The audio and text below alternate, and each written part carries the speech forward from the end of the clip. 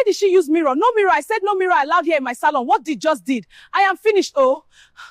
In Rumukurushi, Port Harcourt, there was a salon everybody liked. Not because it was the biggest, not because it was the finest. People loved it because of Madame Rose. Madame Rose was young and very pretty, always neat, always smiling.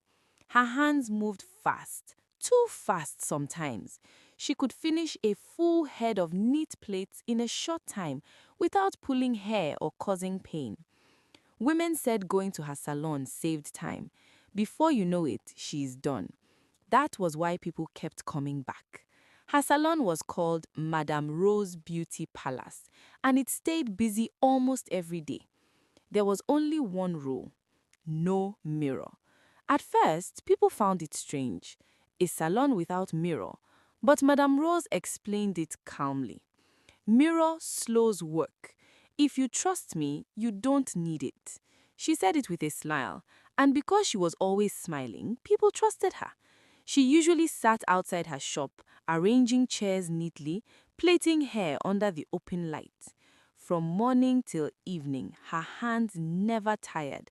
She worked fast, she worked clean, and she worked quietly. One afternoon, a new customer sat on her chair. The woman had heard a lot about Madame Rose and decided to try her salon.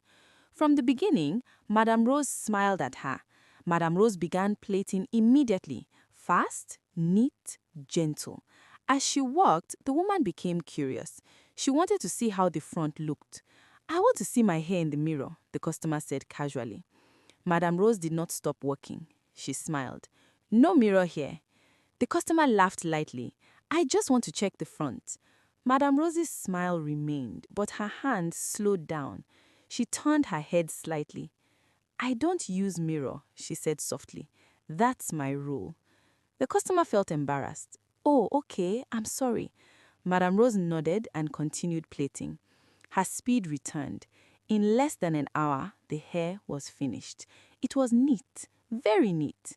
The customer stood up. "Thank you, madam. You are very fast." Madame Rose smiled. "Come again." The customer left.